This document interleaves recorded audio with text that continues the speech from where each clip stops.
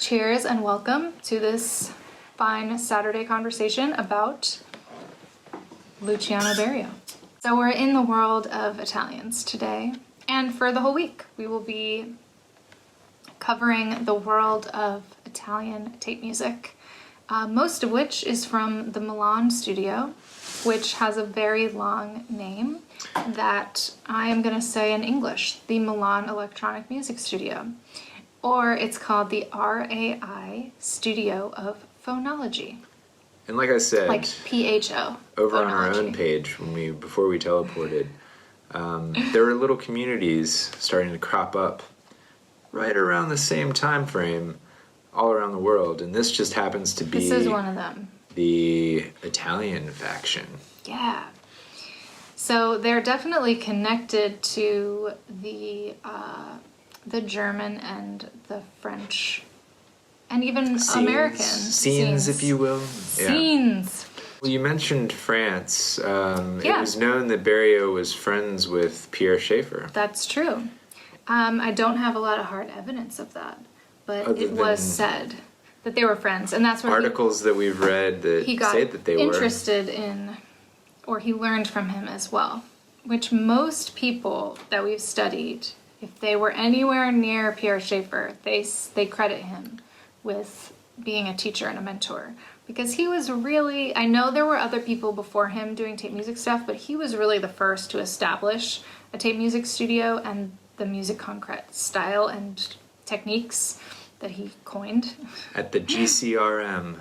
So he gets credited a lot with being an influence or a teacher or a mentor. And he's kind of the thread that runs through most of these conversations that we have. So Luciano Berio is, no stranger to that thread. Mm-hmm. He's part of it. But he was a very cosmopolitan, world-traveling person. Man, he traveled a lot. I was amazed. Always in another city, like every day, it seemed. He was a mover and a shaker. And when you see him in interviews and such, he's very chill. He's so chill. He doesn't, He has a good energy. I like it. He has a very positive energy. There was this moment in a documentary we were watching where, someone was really arguing with him, getting really fiery, and he was just kind of like, I was like, wow, that is some chill. That is someone who's like, I know that I'm right. I see it as confidence. I don't even have to argue this because I know I'm right and I'm going to get my way. I think he was very confident in his thoughts, discoveries, actions. He was just a very confident individual. And I appreciate that quality in a person, honestly. It drives me to... I think it's part of his myth and his success, real to trust, and imagined. Somebody like that. So let's jump into some life and times. Take it away. Of Luciano Berio. So he was born in 1925, so he's right in that sweet spot of being, part of the post-war boom. Mm-hmm. He was born in a town that I will not be able to pronounce correctly, so I'm going to say... It is one I had not heard of. Okay. And it is on the Ligurian coast. So it makes sense that he went to school in Milan because Milan's in the northern part of Italy. So this is northwestern Italy on the coast. We saw some video of the town that he grew up in, and it is one of your very just absolutely beautiful seaside towns. And I felt like I was in a giallo film. Mm-hmm. It feels like the site of a giallo film. Maybe we should explain what a giallo film is. Go ahead. Oh, I say that we now should. I get put on I'll the chime spot. in. Go ahead. So the term giallo means, well, first of all, it means yellow in Italian. Yeah, pretty straightforward there, but why is more interesting. It was a type of, first it was a type of book. It was the mystery books and murder mystery books of I don't know what era. They were kind of more racy, right? Yeah. Gory and racy. Well, I'm not sure if the books were necessarily this, I thought that was the draw. But maybe that was the draw. Maybe they were known and started to get a reputation. But anyway, they had a yellow cover. Yeah, and why that color is associated with, kind of a racy. And then there was an era of film production involving some, films like Suspiria and that have made their way into, pop culture. That's a good reference. Dario Argento, and many other directors. It's a huge genre. It's a huge genre. It's a fun genre. There's oftentimes a lot of really good and interesting and kind of eclectic soundtracks. Would you say films. Ennio Morricone is part of that? He did soundscape, probably not as many as he did spaghetti westerns. Yeah, I was gonna say I know that he did some, but I don't know that it's definitely definitive of the sound. Yeah. I don't know that he's necessarily as definitive as Goblin, the band Goblin. That I think did the original score for Suspiria. Yeah. So there's some. We're gonna come back to why this is. Well, there's a modern. The tie-in is really that there's a modern Giallo film that was made in 2012. This is a big tie-in. We're jumping all over the place. And the inspiration was the actual RAI studio that we already talked about. Yeah, it's called Berberian Sound Studio, and you may already know about it.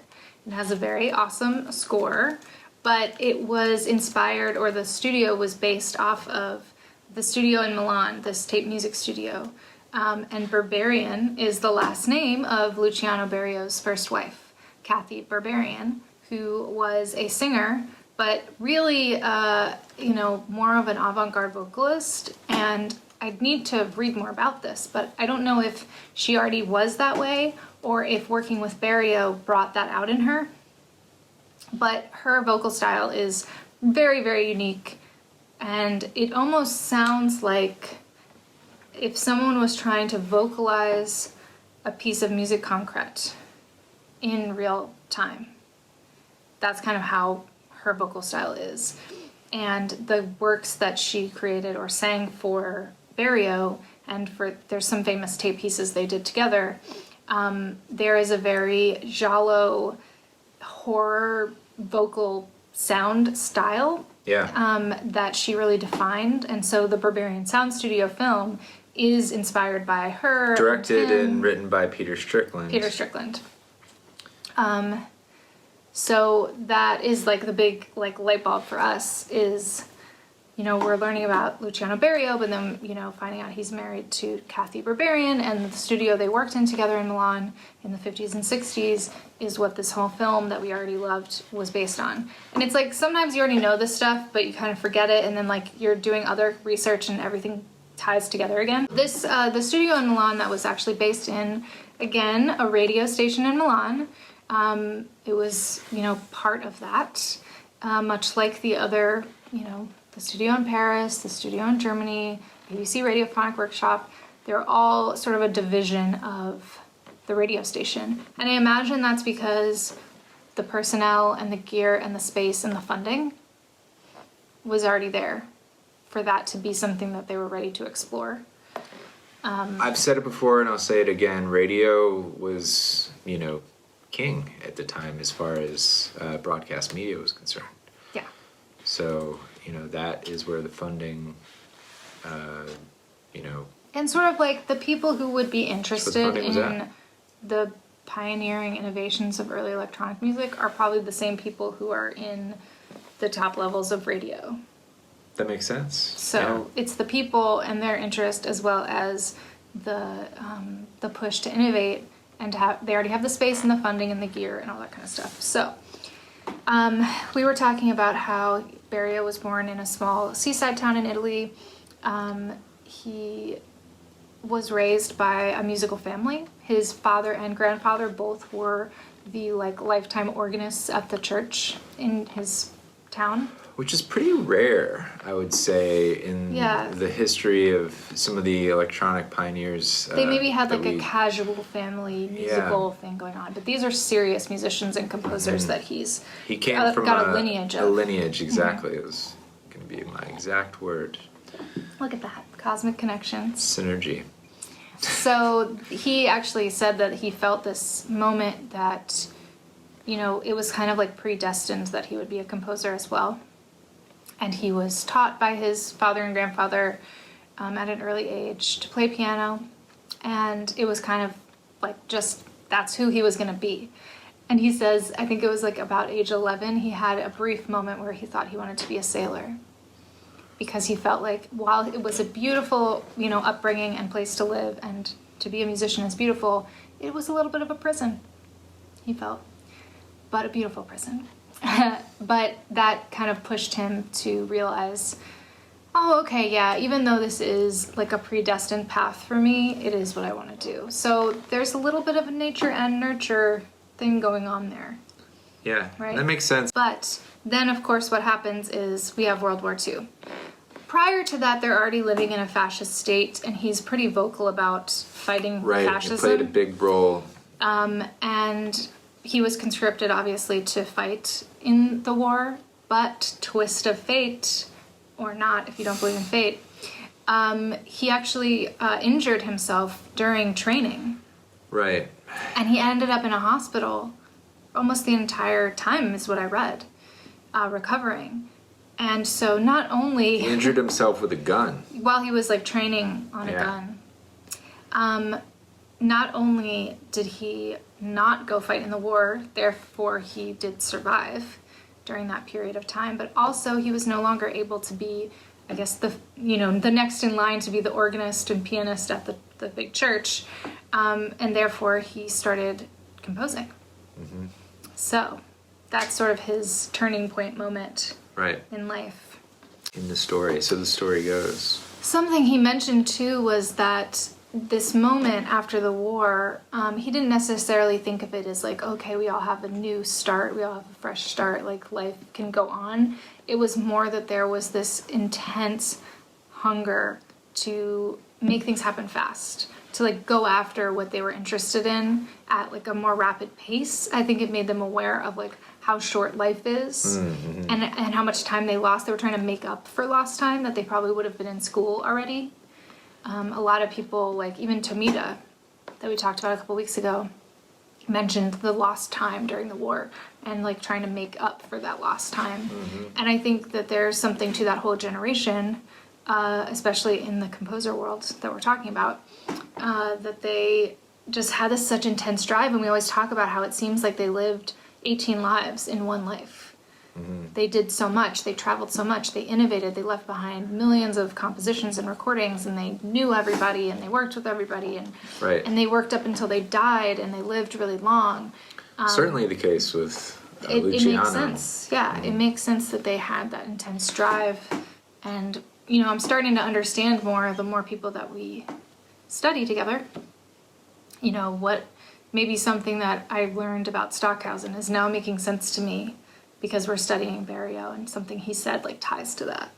Yeah, there's so those definitely are the cosmic connections for me. Web of, of tie-ins and similarities and things that people...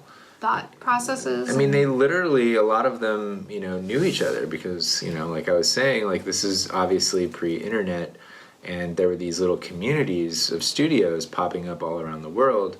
And of course, when one would open up, or there'd be, music or, things coming out of a studio, I feel like, they would want, the people that were in, say, this RAI would be interested in knowing what's going on in France and, keeping up with the radiophonic workshop. And just to skim to that point is basically after the war, he went to the same conservatory that his dad went to in Milan and studied music, and then, went on to be a composer. Okay, he was accompanying singing classes. That's how he met his first wife, Kathy Berberian, the famous singer. So he was an accompanist? Yeah, I guess somehow he was able to play piano well enough with his injured hand to accompany people, but not well enough to be a concert pianist. So in 1952, he went to America. He went to Boston.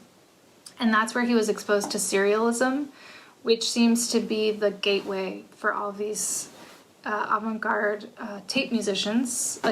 Most of them are really just composers, but they got into tape because that's what was going on. So he was in Boston, he was learning about serialism. Then he went to Germany, and that's where he met Pierre Boulez, Stockhausen. He met these people who were already starting to dabble in electronic music with tape. And they, he claims that they sparked his interest in it. So he learned about serialism, and then he got exposed to early electronic music with tape in Germany. And just shortly after that, in 1955, he went back to Milan, and he was part of founding the Milan Electronic Music Studio, which is, like we said, part of the radio station that was there. But really it was, and let me get these names right, Marino Zuccari and Alfredo Lieti. They were the engineers and really the ones who set the studio up. Well, Alfredo Lieti actually designed RAI. Mm-hmm. He was an engineer that designed it. Yeah, he designed it, and Zuccari was sort of like the engineer that worked the equipment. That he was kind of he was the in-house Kid of the studio. Engineer. Yeah. Gotcha. Okay, so we're saying Zuccari was the engineer, Lieti is the designer. But they worked with Berio and Bruno Maderna as the musicians who guided them about how this should be used for composition. We could call them the founding composers. Yeah, the founding composers. So it was really the four of them. And it's interesting they called it the studio of phonology. I mean, one of the things that we've noticed about the works that were recorded in that studio is that there was an emphasis on the human voice. There was spoken word, text, and the voice being used in a non-traditional way. So that, you're right, it does make sense that that word would be used, but it's a little bit interesting for an electronic music studio to have that as its name. Mm-hmm.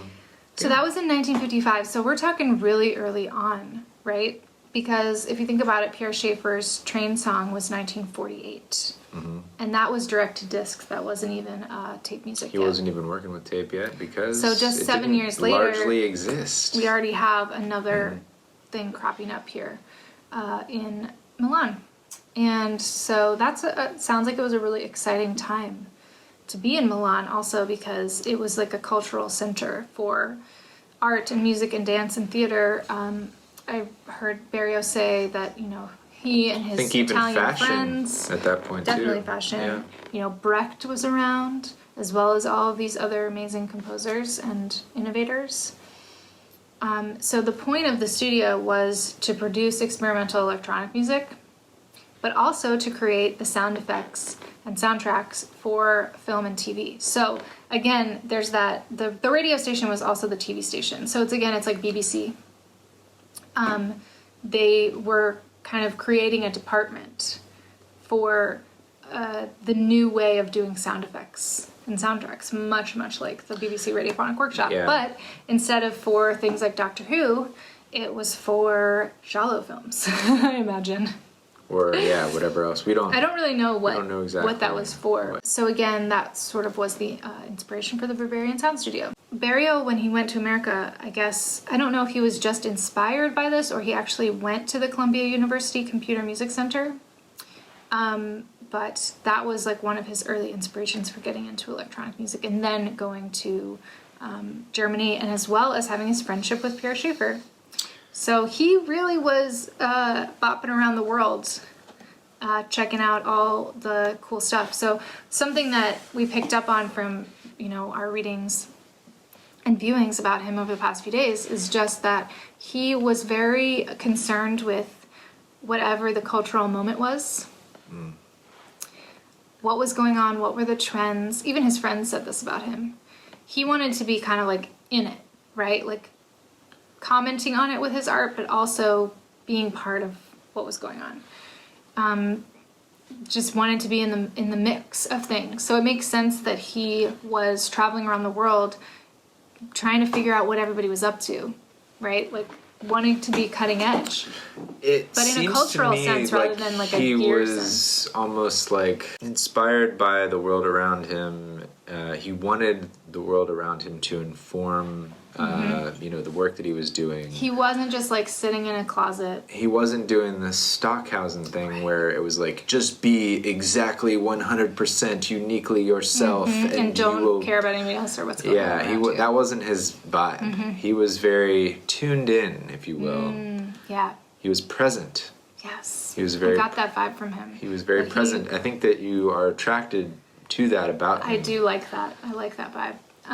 It feels like he's a good listener, and I feel like to make music that's representing what is the cultural moment, you need to be listening, and not just listening to what people are saying, but listening at a deeper level to what they mean. Mm-hmm. And he has that vibe about him. So he wanted his work to resonate with.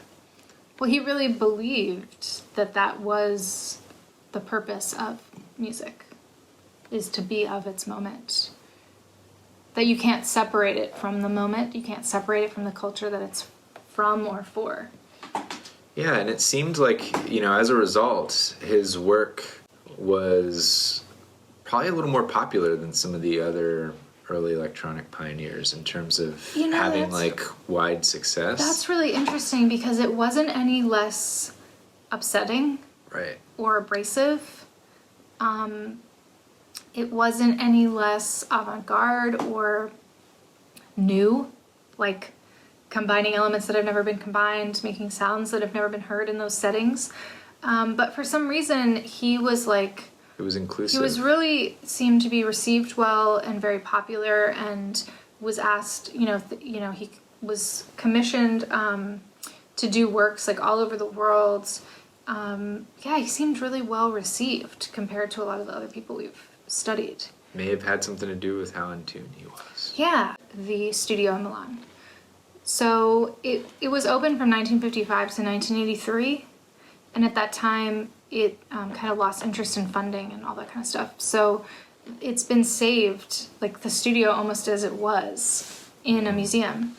And although a lot of the equipment in the studios and early electronic music studios around the globe, were similar in the sense that it was, basically just a bunch of test equipment. Yeah. We can talk about the equipment as well. It definitely has that look and that vibe. Mm-hmm. So when they first started in 1955, they had a few variable speed tape recorders, some filters, an oscillator, and an Onde Martino. That's come up before. Kind of like an early keyboard synthesizer. But then, quickly they acquired 8 sine and square wave oscillators. They referred to Kathy Barbarian as the 9th oscillator. Her voice. That's cool. They also had some pulse and white noise generators. Oh, wow. I think that's pretty sophisticated. I feel like they went from we should start this, and then there was a lot of interest and support. Well, they must have got some gigs and got some money, Well, they were scoring the film and the TV stuff. So. Yeah, that's what I'm saying. They must have got some pretty decent projects. They had a modulator called a tempophone, which was a tape device with rotating heads that allowed to vary the duration of the playback of a previously recorded sound while maintaining the original pitch. That was the thing we learned about from Pierre Schaeffer, that they were doing similar stuff. But how were they able to do that in the analog domain? Something called a tempophone, which I'm going to look up. There's usually a side effect, where it starts to sound, unnatural. And sometimes that's desired, and you might do that to get kind of an out-of-this-world type sound. But, it just amazes me that would even be possible in this era. Yeah, I think it was something they all kind of figured out early on they wanted to be able to do. Mm-hmm. And then they had the ability to build these machines. Mm-hmm. So it says you can either vary the pitch or the tempo, but not both variables together. Right. Normally with tape playback, a change of speed or tempo produces an equivalent change in pitch, like you were saying. Mm-hmm. But with this device, the two variables can be treated independently. How? It was first developed in Germany. The basic principle is that it depends on the relative direction and speed of the tape and that of multiple playback heads mounted on a rotating cylinder. So the tape passes over the heads so that only one head is in contact with the tape at a time. And the moment one head leaves the tape, a second head has rotated into position to continue contact. That makes sense. Okay, so basically they are doing it in the exact same fashion that it would be done digitally, which is a granular process where you take that was another grains part of it. Mm-hmm. of the sound, and you basically are just correcting little bits, and so they don't sound as I guess with as many artifacts as you might think, because you're only affecting grains of the sound. You're only changing grains of the sound. So basically they are just collectively speeding the sound up by using multiple tape heads. It must have taken quite a few tape heads. It had multiple. To achieve this process. We're talking like 12, 15, 20. I have no idea. I don't know. It didn't say how many. But I think it would take quite a few. But I think it was developed... That's amazing to me. It was first developed in Germany, but then like they probably built their own version of it with whatever they had. So they started that studio in 1955, and they invited... This was another thing. They invited a lot of people to come work there, and a lot of people were getting grants to come do work there as well. So it was a very like hop-in place. John Cage made the Fontana mix while he was there. So there's some really, cool stuff that was happening. And I think, again, it only could have happened in that time, in that place, because those people were doing what they were doing and getting the funding to be traveling all over the world, working together. And they had the devices. And they had the devices, exactly. In 1962, though, so Berio was only really working in that studio from like 55 to 62. He did a lot of stuff with his wife, Kathy Berberian, extending the voice by using the electronic devices to become something else. So that was really their focus. Was they were obviously kind of one of the first places to have this equipment and have these ideas and play around with them. But they were still coming from the classical composition world. So they weren't doing what Pierre Schaeffer was doing, which is purely making tape music from, recorded or found sounds, or like test equipment. But he was really more doing electroacoustic music. They were not as interested in only tape, but how can electronic music extend the qualities of instrumental, orchestral, and vocal music. As far as I've heard so far, at least, I don't think they were interested in making traditional music in any way, shape, or form. No. Like, they weren't, it wasn't, like it the wasn't Radiophonic also Workshop. like copying, yeah. Like they were all about, creating compositions using tape slicing as a technique. Right. The tape machine was the instrument, the studio was the instrument, and they were basically, recreating symphonies and whatever. Whereas like it seems to me like this studio was focused on more of an experimental output. Yes. And what crazy stuff can we do with the voice? And that seems to be kind of the trend with a lot of the other European studios as well, like the GCRM. They were also very experimental in nature and interested more about expanding a palette of what's capable of sound. Versus, making a traditional, doing, like a New Year's theme song out of cash registers. Right. I do think, though, it must have been a really, risky and exciting time to be doing this. Like, 1955, building an electronic music studio, when nobody is asking for that, nobody even knows what that is, who's the audience for it, it must have felt like now it seems like a predetermined part of history, but back then I'm sure it was like, we don't know how long we're going to be allowed to be in this space doing this, or what even is going to come out of it. I'm sure it was very touch and go. Yeah, because I think of it as just this kind of stodgy history, but it's really quite edgy, and I'm sure there were times, I know Pierre Schaeffer in his book talks about how days and weeks and months on end he would be like, I don't want to do this anymore. It's so hard and so dull, and there's nobody who cares. The piece that Berio did while he was at the Milan studio was called Visage, which is from 1961 and features Kathy Berberian, and it very much sounds like the soundtrack to Berberian Sound Studio. So I imagine that was a big influence. I really enjoyed that piece. That piece is really cool. I believe there's a vinyl that's just called Electronic Music that has Visage and John Cage's Fontana mix on it. They're long pieces. Sounds like a really cool release that would be... So that's from 1961. Expensive now. Yes, I'm sure it is. Okay, so from there, he actually got commissioned to, well, I don't know if the commission happened first or the assignment, but he was brought into Mills College in San Francisco in 1962 to be a teacher there. And so we've got some more crossover there where he's building an ensemble with Morton Subotnick. An experimental music group. So, yeah, he was hired to be on the faculty at Mills College in the music department. And this is when they're starting to get really experimental.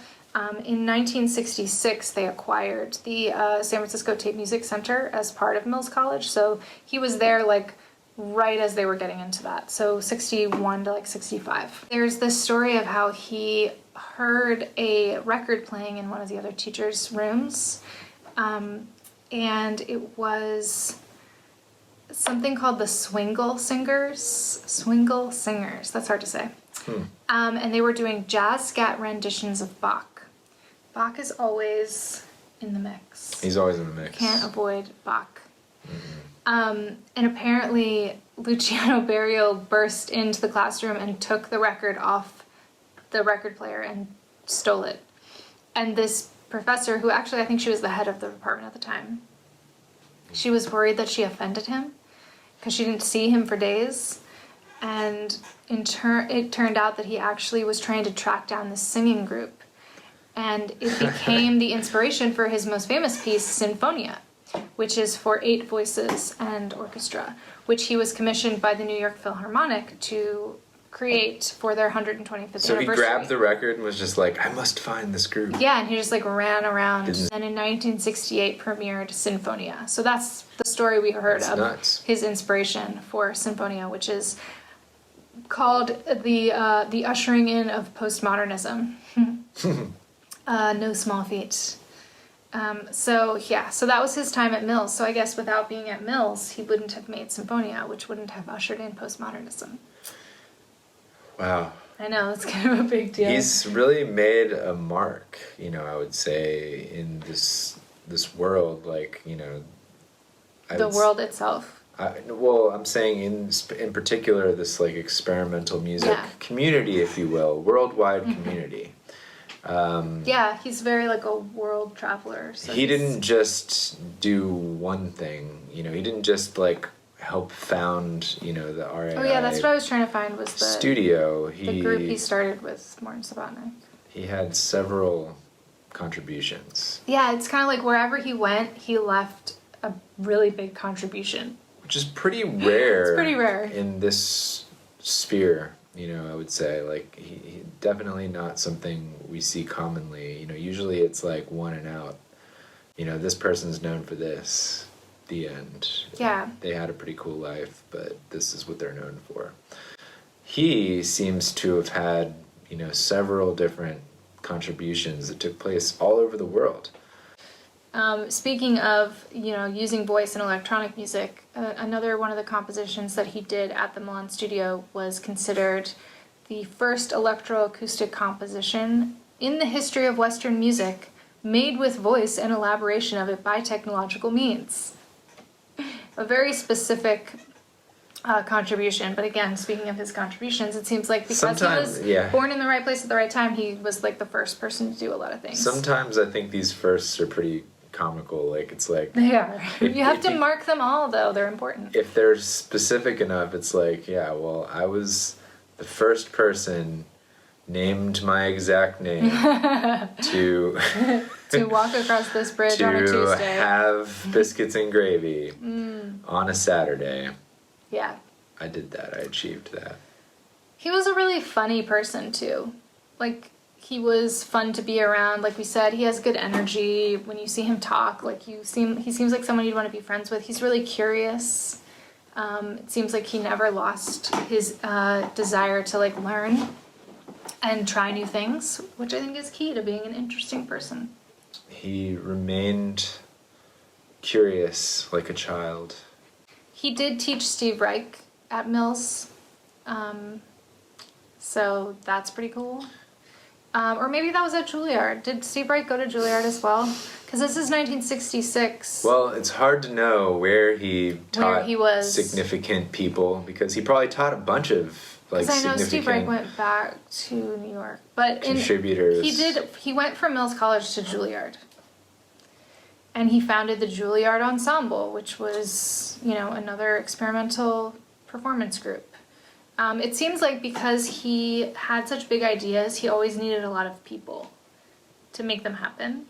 He was always creating works, obviously, for large ensembles, but they were very, like, technology was involved, you know, interesting uses of, you know, theatrical elements and set design, from what I saw. So you need a large group of people for something like that. Or to flip that around, like, he got, you know, these were jobs. Yeah, that's true. He was so commissioned a lot of the time for things. He was hired, I think, because he had a reputation for of shaking things up and starting these experimental groups. You know, like you start one, and then, you know, every college wants you to come in and do your thing there. You know, like that's he had quite the reputation. Oh, right. Okay. So the next chapter of his life is that he goes to Paris and he becomes the director of electroacoustic, the electroacoustic division of ERCAM, which was the tape music studio that was founded by Pierre Boulez, because apparently Pierre Boulez and Pierre Schaeffer had a little falling out. The reason why I could see Luciano, you know, working at this place. Yeah, exactly. Is because it was more centered around experimental composition, right? Like in 1970, the president asked Pierre Boulez to found an institution for research in music, and so it opened. It took until 1977 to open. And Luciano Berio was one of the initial administrators. Basically, what it was saying is that Pierre Schaeffer, like we said, was really interested in electronic music for tape for the sake of that, just that. And Pierre Boulez was interested in more expanding, like you were saying, expanding and extending the ability of an instrument or voice within sort of classical composition, or what we would consider classical composition, versus making music concrete. I guess Pierre Boulez did not want to be considered someone who offended audiences. Well, I think it was an example of like rules versus no rules, which is kind of like what I gathered from reading the difference. It was kind of like, you know, the EarCam was focused on exploring new ideas within the realm of classical composition. Right? Yeah, basically, like, if you would think about, you're going to still use traditional instrumentation, and you're going to develop what is technology, how does it interact with technology, versus the source of the sound is the technology. He also was really big on, like, his compositions being performed in non-traditional spaces and ways. He liked things to be changed up all the time, and he didn't like the orchestra pit. He thought that was like too predictable and confining, and he wanted to, you know, bring other elements into it.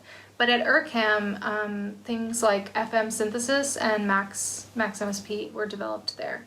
So it was more of like we said, the president wanted it established as a research in music sort of institution. So it wasn't really just about being a tape music studio. I think John Chowning invented FM synthesis at ERCAM. Yes. EarCam, which we learned changed, you know, synthesizers. You know, it kind of moved the development of synthesizers from the analog modular realm to a digital, you know, frequency modulation.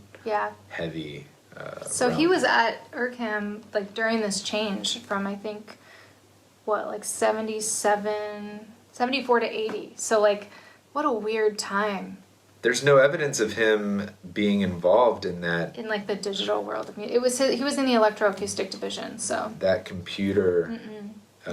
Never saw him go into computers. He kind of went back into more, I wouldn't say traditional composition, but, you know, composing for orchestra and voice and groups of people with instruments, I guess you would say. rather than going into the computer side of things, which a lot of the other He didn't innovators we talked make about. it to MIDI.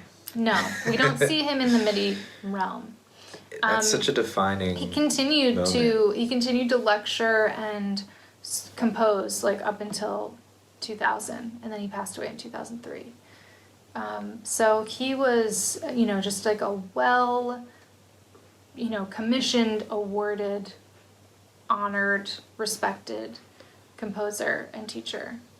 And also very funny, like we said. He had a very good sense of humor, and he seemed to be interested in not taking things too seriously and having kind of a different perspective on things. And he was tuned Keeping in. people on their toes. He was tuned in to the climate of things that were going on in the world. He was very, very interested in the cultural aspects of what the movements in music were part of, that they weren't separate entities. They didn't come out of a vacuum, as we like to say. Stay cosmic, friends, and we will chat with you in the group soon.